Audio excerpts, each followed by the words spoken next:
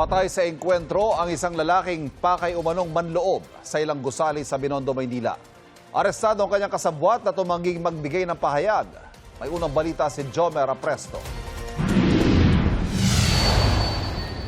Isang sumbong mula sa concerned citizen ang natanggap ng pulisya kaugnay sa dalawang lalaki na pumasok daw sa isang abandonadong pansiteria sa Muelle de Binondo Street sa Maynila. Ang mga papasukin niya yung isang courier, ng delivery courier, at the same time yung katabi na bangko kasi may katabing bangko yan.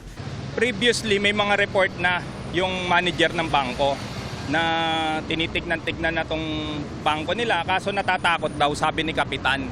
Kaya hindi rin na ire-report sa amin. May mga sinira na silang mga bintana sa taas at nagsigawan na lang yung tao. Sa pagresponde ng otoridad, isang lalaki ang nahuli nila sa papasukin sanang gusali. Ang isa pang sospek, tumakas daw papunta naman sa abandonadong gusali. Nagkaroon ng habulan. Kinailangan ng sirain ng pinto ng gusali para mapasok ito at mahuli ang sospek. Imbis na sumuko, pinaputukan umano niya ang mga pulis. Gumanti lang daw ng putok ang mga otoridad. Isinugod pa sa ospital ang sospek pero hindi na rin umabot ng buhay dahil sa mga tama ng bala sa iba't ibang bahagi ng katawan. Ayon sa homicide section ng MPD, na-recover sa crime scene ang isang revolver na may 2 bala at isang fired cartridge na patunay raw na nagpaputok ng baril ang sospek. 2 pulis naman ang lumalabas sa investigasyon na nagpaputok din ng baril.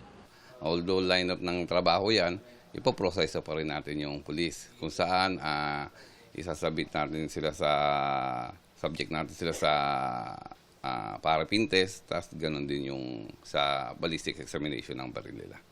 Hihintayin pa natin yung resulta ng nung autopsy ng suspect natin. Ayon sa barangay, posibleng ang mga suspect din ang sangkot sa serye ng nakawan sa magkakatabing gusali noong nakaraang taon at nitong mga nakaraang buwan. Hindi namin mahuli-huli yan, ang tagal na. December, tapos February, until ngayon lang namin naabutan siya mismo. Ayon sa pulisya, dati nang nakulong dahil sa kasong may kinalaman sa illegal na droga ang napatay na suspect. Nakulong naman dahil sa kasong human trafficking ang naarestong suspect na nasa kustodiya na ngayon ng Maysik Police Station. Tumanggi siyang magbigay ng pahayag. Ito ang unang balita. Jomer Apresto, GMA News.